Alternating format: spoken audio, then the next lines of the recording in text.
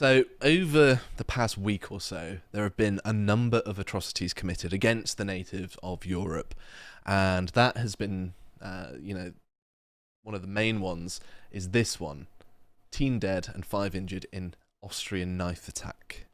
And this is just the most recent one. This is the BBC talking about it a few days ago. I think this happened on Saturday, so not too long ago. And the fact that all of these terror attacks are sort of blending together, and that it's actually difficult to discern, which one is which because they're so frequent. They're in the same places a lot of the time. It's a never-ending slew of atrocity. Mm-hmm. And one of the most frustrating things is this is the person that did it, and there he is while he's being detained, smiling and pointing. It's all funny, isn't it? It's funny. Yeah, murdering a 14-year-old boy. That's hilarious, mate. Oh, great one. So apparently, according to Visegrad here, Austria's Interior Minister Gerard Karner, probably butchering the pronunciation there, confirmed that it was a Syrian asylum seeker who stabbed 5 people and actually killed a 14-year-old boy, and he was Islamic. He did it for Islamic reasons, and it was religiously motivated and an act of terrorism, and that's how it's been classified by the authorities. And, for once. Yeah, for once. I know. Well, the Austrians are suffering quite badly with this sort of thing, and I think that they're at their wits' end. They're voting, very much in favour of parties that are pushing to sending them all back, and it's certainly going in that direction. So if we're going to see things change in Europe, I think Austria and perhaps Sweden are the places to keep an eye out for, because they're having a particularly hard time. Being truly traumatised and terrorised on a daily basis almost, certainly in Sweden. One of the things about modern politics that most upsets me is thinking about how all of these innocent people in Europe in particular, that's not to say I don't care about other parts of the world or, North America, Australia, I obviously care about those places as well, but I think people in Europe particularly, we had a lot to be proud of, and we had a lot of dignity, and what has happened to that is almost vanished, and we're having our noses rubbed in the fact that we're being invaded and we're being arrested for pointing it out, and we're being terrorised, even if it's not these acts of terrorism. Like Austria, again, I said it about Sweden, of all places, like Sweden, one of the most homogenous, lovely places in the world, not just Europe. Austria, the same. It's like an idyll. It's like a beautiful, beautiful place, Austria. A wonderful place, both sort of just to look at and in terms of homogeneity and culture and stuff. Well, Vienna at one point in Europe's history was the sort of point of cultural high watermark, wasn't it? Yeah, the Austro-Hungarian Empire. Exactly. Yeah, right, yeah. When during the liberation of Europe at the end of World War II, a lot of the soldiers that liberated parts of Austria sort of couldn't believe how beautiful it was. It was sort of that level. Like they see the wonderful places in France and Holland and parts of Germany, and then when they go to Austria, it's like, wow, it's dialed up even further. It's like something from a fairy tale. Well, that's and now what to much have of this, Europe is like. Yeah. And now to have this done to it. Well, I might be quite miserable and quite cynical about the world, but I do think that what makes Europe great is still there. We've still got it, latent in the population. It's just a matter of time, I think. People will have to warm up to remigration, but I think it is a very clear and obvious way to solve these sorts of things, right? And I want to sort of put forward that people shouldn't necessarily despair. It's a very unfortunate situation at the minute, to put it lightly, but I do think that there is the strength and resilience to push back against this onslaught on us still within us. I haven't given up on it. Yeah, no, absolutely. I've got complete faith in it, actually. Yeah. And I think that it's important for us to say that sort of thing, because when we talk about these sorts of depressing stories, sometimes the tendency is to revel in the misery of it a little bit, isn't it? And I don't think that that's actually healthy. And actually, the healthiest thing is to see how to solve the problem. And there is a way of solving the problem. It's not an unsolvable problem, in which case, I could understand a bit of despair, but I don't think that that's warranted. Well, I don't revel in it. I've been quite vocal about Mm-hmm. being optimistic, and that doomers and defeatists and nihilists can all go to hell. Nothing's over. I've said that a great number of times. Nihilist. I'm quite vocal about that. I mean, someone a Northern Variant said on Twitter the other day, which I retweeted, this can all be reversed. Don't let anyone tell you it can't be. Mm-hmm. That's a superb message. It is, yeah. Yeah. Because, it's politicians that brought them here, and unfortunately it'll have to be politicians that send them back, but it's not impossible, is it? No. And one person, a private security firm owner in Austria, has actually announced formation of a vigilante force to patrol the streets of Villach. I don't know where that is, but following the terror attack by that Syrian asylum seeker. So people are taking it upon themselves, and this is what normally happens, isn't it? When there's a crisis, men of the hour, people who care about their country and the state of the nation will step up and fill the void, and that's clearly what's happening here. Safety of their own children and women folk, yeah. And yeah, I very much commend this person for going out of his way, because I imagine he's not doing it purely for profit. He might run a security company, but he's doing it for the right reasons, I would imagine.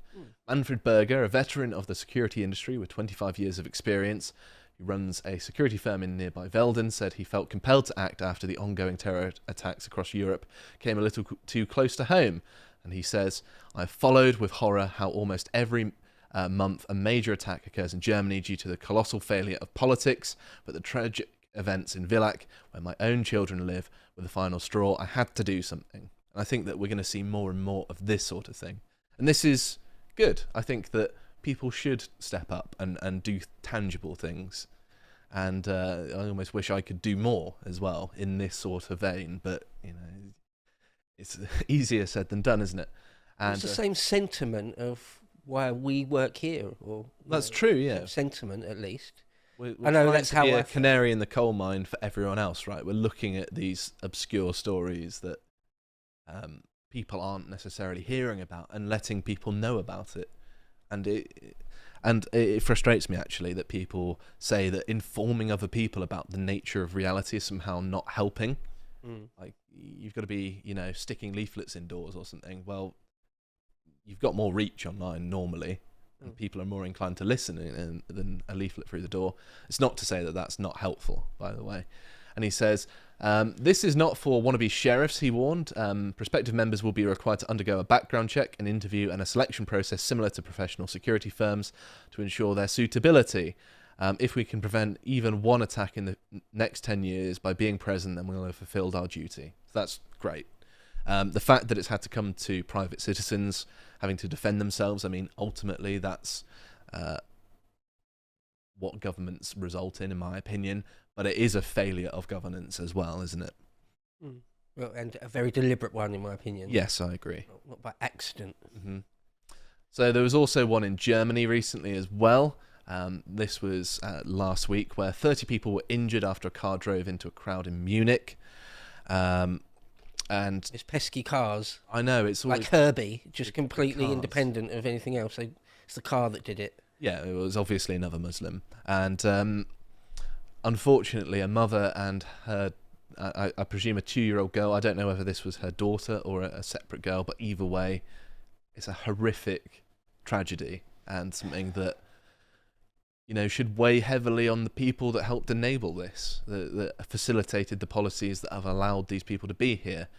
I think that there should be tribunals and people held legally accountable for this, because at the very least they facilitated manslaughter, right? They haven't, drove the car themselves, but they've created the conditions to allow these people to get away with this. It's a real betrayal of the people of Europe. It's a crime, yeah. Just 2 more victims on the altar of multiculturalism. Mm-hmm. I know. Sickening. Maddening. Mm-hmm. And the person who did it was an Afghan bodybuilder. He had a large social media following as well, like over 100,000 people on, I think it was Instagram. Really? And he posted like fitness videos, and you wouldn't have guessed that he would have carried out this sort of attack, because he seemed pretty westernized. Oh, he'd integrated, had he? Yeah, well, that's Well, the crime Huh. data seems to indicate that actually it's the second generations and the third generations that cause more problems than the first. And so, as far as the integration argument goes, it doesn't hold water. It's the actual opposite of that. That people get worse, not better. And we are living to see the consequences of this. And then while this was going on, the one party... Oh, there should be a link there. But never mind, I think I put it in wrong. That was my fault, Samson, sorry. But basically there was a 250,000 people in Munich protesting against the AfD and the far right. The one party that seems to be actually proposing a solution to a lot of the problems, which one has to wonder how artificial that is. Don't worry, Samson, it was me pasting the link in wrong. Wait, so, sorry, in Munich at the same time? Or that same weekend or whatever? I think it was before. It'd be very distasteful if they did it afterwards, wouldn't So it? 250,000, that's loads, isn't it? Mm-hmm. That's, I've seen that figure banded around by people on our side of things. I don't know whether it was actually that many. And then promptly a car attack in the same city. Yes. Lesson learnt there, hopefully. I don't think so. No. But as it's been pointed out, there have been 5 terror attacks in Germany in the past 12 months. All were committed by asylum seekers. 3 of them were Afghans, 1 was a Syrian, and 1 was a Saudi Arabian. There's a bit of a pattern here, isn't there? But I expect us not to notice. Is that Yeah. just don't notice it. If If you do, keep your mouth shut. you've It's got absolutely zero ability to notice patterns, then you're the ideal citizen for people like this, that want to cover this up. But even a moron can see the pattern here, can't they? It's not hard. And then you have people like Bushra Sheikh, who gets mainstream... I know, yeah, I feel the same. You get mainstream media sort of gigs talking about these sorts of things. And she said, upsetting details emerging in the 28 injured in Munich, attacked by a 24 Afghan asylum seeker. At least she's not hiding the details there. My thoughts are with those affected and seriously injured in this awful incident. And then she follows on and says, but harming people was never acceptable. However, Germany really needs to get a grip with its increasing demonisation of Muslims, ethnic minorities and migrants, with the racist AfD party on the rise. Unfortunately, a symptom of such hate often results in hate. You think that it's happening because of the AfD, do you? Also making excuses for the terrorist. I wonder why you're doing that, Bushra Sheikh. I wonder. What a disgusting thing to say. It's Or morally repugnant. it's one thing to think it, and it's another thing to also say it publicly. People like that should not have the confidence. If we lived in a just society, if someone said that, it'd just be like immediate deportation. Like, why are you in this country? Why are you allowed to make excuses for terrorists? And she's not the only one. Apparently, a German woman blamed Afghans' actions on a vitamin D deficiency and toxic masculinity while she Why not? praised diversity. Do that. Yeah, that makes sense. Sure. This is a mentally ill person. Like, it's obvious why he did it. It's not because, he's a bit sad because the sunshine isn't here in the winter. Also, if you're in a country where you need lots of sunshine because of your complexion, you're in the wrong place. There's the reason we have this complexion, by the way. Vitamin D deficiency. So if he took some multivitamins, he wouldn't have carried out the attack. It's madness, isn't Utter disgusting nonsense, isn't it? Mm-hmm. Disgusting. And then, speaking of disgusting nonsense, while all of this is going on, 60 Minutes joined the German state police to raid a home, and they seized the suspect's laptop and phone, and the crime was posting what was described by the authorities as a racist cartoon online. And obviously the Germans, and that Swiss green that looks like she is close to starving. Have you seen those pictures of her? What was that Swiss green? What's... As in a Swiss woman who's a member of the Green Party. Oh, great, okay. She's trying to ban X, and she looks like she hasn't had a square meal in years. Right. Like she looks visibly sick from her imbalanced vegan diet. But anyway, I'm not talking about that today. And there's also Brussels in Belgium. So there was another shooting. I don't know what's going on here. Why are you doing that? Is the button stuck? The button on the thing is stuck. Thank you, technology. It just doesn't want you to know, all right, that there's another shooting in Brussels. Okay, it's stopped doing it now. But this is only a few days after this. This picture here, there's a guy just walking around with an AK in the train station. There's another guy there with a gun in Belgium. And yeah, there was a person shot and killed. And then that's the third shooting in front of that station in 10 days. Which is insane, isn't it? What? Again, we've invited this into our countries. Not the population, but politicians have. I thought diversity was a strength, though. Mm. Is it? Well, AK-47s are a strength, Bo, aren't they? They make you strong. Right. That's what they didn't tell you. 7.62 ammo is a strength. If you're firing it. Yeah, it's awful, isn't it? And there's also this as well. This was in Athens.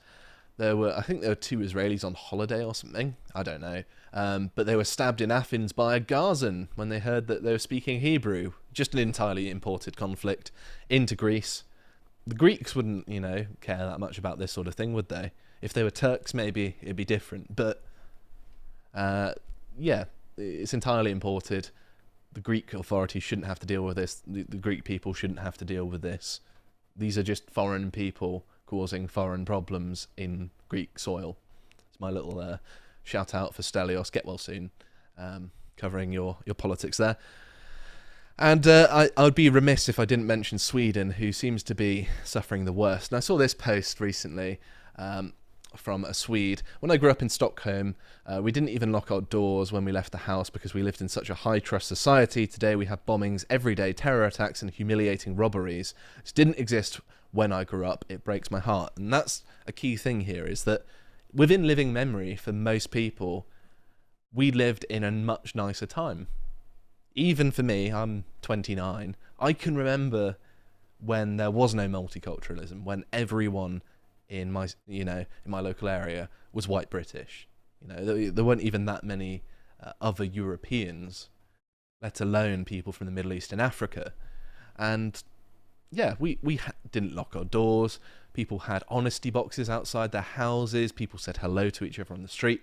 This is the kind of society you want, where everyone is working together to have a better life. A homogenous, high trust society. Exactly. Yeah, certainly within living memory. I mean, I'm in my mid-40s, and I was an adult when it happened. It wasn't even when I was a little kid. Like now, if you go to Westminster, there's all these crash barriers around Parliament, around the Palace of Westminster, so people can't drive a truck, car bomb. Yeah.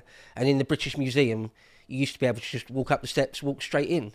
And now there's like this whole rigmarole of checking everyone's bag. And they're just 2 tiny examples. The whole of London is it's got all of that. Well, it's partially militarised in a way now, isn't it? And all of that happened when I was already in my 20s. So I absolutely remember a world before this insanity. And I'm only in my mid-40s, so it hasn't happened very long ago. Mm-hmm. And it's only going to get worse, unfortunately.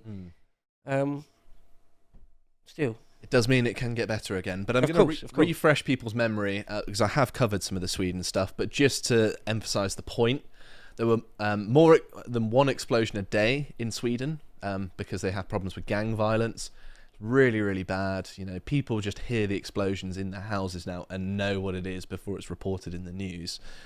Hand grenade attacks have more than doubled in 2024, and this isn't obviously the native Swedes, because 3 out of 4 murders in Sweden are committed by migrants. So the majority of them, which is a preventable problem, obviously.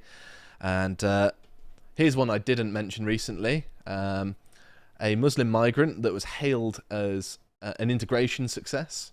Go ahead, Samson. I can't click it for whatever reason.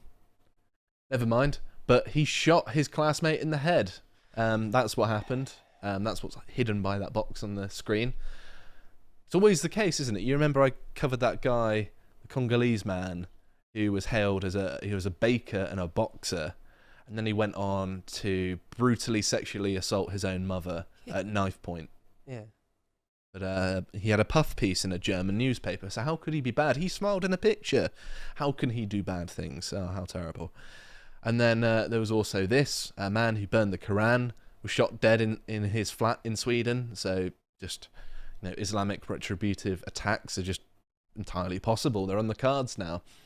And there was a case in London, I think this was actually on Valentine's Day last Friday, of a guy, I don't think he's a British guy, but he was burning a Quran outside of, I think it was the Turkish embassy, and a guy comes out. He doesn't actually hit him, Samson, but he comes out. Oh, he's got a knife! Well, don't play the sound though. But I think he just kicks him and punches him a little bit. He doesn't actually stab him, but he's doing it obviously because he was burning the Quran, and this sort of behaviour wouldn't happen if it were a native British person.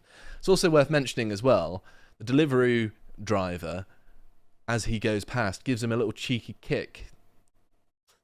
So, a guy burns a Quran, and it's a bit further along, Samson, and yeah, he just so happens across two people that will be violent towards him for doing that. I don't think any British people would necessarily do that, would they? I think it's that guy there with a balaclava, which should be illegal. Burning a book, any book, Mm-hmm. shouldn't have any sort of violent retribution or prosecution brought against you. Mm-hmm. I agree. But there we go. He'll probably Might be be arrested now for that. I mean, there was a man in Manchester, I think, who was arrested for it, and the police published his address, which says all you need to know about where their alliances are. And I think that this map, it's 8 years old, but it highlights a very key point. Where are all the dots where the terror attacks are? Countries, largely, that are involved in migration, right? Oh, look at Ireland. Obviously, Northern Ireland is the troubles and things like that, right? Oh, how far back does this go? I think it's quite far back. Okay. So, obviously, you've got things here. That's the separatism there. Basque separatism. Basque separatism. Okay, so this is all types of terrorism. It is, yes. All right. Not just Islamic terrorism. Oh. But you can see some key patterns here. Mm. Look at here. Lots and lots of... it's basically red. Look at here. It's basically red. And here. You can see the areas where all of these isolated dots, Like normally Iraq. centred around major cities, look, Mm. are coming from. They're coming from these areas, aren't they? That's Kurdistan, obvious. Iraq, the Levant, Egypt, North Africa. Mm-hmm. Also, it's worth mentioning, I was talking to Samson about this before we started, that Corsica here is bright red because it's a migration route to continental Europe. They avoid Italy and go through the islands here, mainly Corsica, because they can get to southern France, through like Marseille and places like that. So, leaving the shores of North Africa and you go to Corsica and just immediately do something terroristic I guess so, as soon as you land on Corsica. apparently. Okay. But yeah, you can see the pattern here. Also, look at which country is unaffected here. Wow. Wow, I hadn't actually noticed that. Now you... It's obviously Poland, isn't it? Yeah. And what, at the time that this map was made anyway, what had Poland not done? Had mass migration. I was going to say, because the Sweden isn't all red, which it would be now then, I suppose. Yeah, obviously this is an older map. There hasn't been an updated one. I didn't have the time to, map Yeah, every Sure. every terror attack. It's interesting that there's a few countries there, like the Czechoslovak region, Mm-hmm. like Romania. Some of the Baltic states are pretty all right. Mm-hmm. Poland's There's still, remarkable. yeah, Poland's got it sorted there. So you have to go to the French Wikipedia, the French language version, to even have a list of Islamic terror attacks in Europe. You can't find this in the English version, but you can see here all of the terror attacks. Here are all the flags. You can see lots of German flags, lots of Belgian flags, lots of French flags, the odd British flag, the UK flag even. I say this won't be all of them. They're just the ones that have been documented on Wikipedia. That's right, yeah. So it won't be It's not anywhere even near all exhaustive, of yeah. them. Yeah, right. And there's a few Spanish ones as well, obviously Turkey. But it gives you an idea. These are all the countries that have had mass migration. It's not controversial anymore. Not one bit. And what I wanted to end on was this, that it's even getting to the point where South Africa isn't safe from Islamic terrorism, which you would think, well, how on earth does it get there? And they carried out a targeted hit against the first openly gay imam. Oh, So, it's an Islam on Islam it was, yeah. in South Africa. Yes. Okay. So it sort of new one. indicates that wherever Islam seems to go, there seems to be trouble. And I don't think that that's a controversial thing to say, considering that and that, right? This is a choice. We didn't vote for this. We were never asked to have this imposed on us. And we can reverse it well within our rights. The politicians imposed this on us. It was never the democratic will of the people to have this. So let's reverse it. Let's send them all back. If you would like to watch the full uncut version that is also uncensored, head on over to lotuseaters.com to find out more.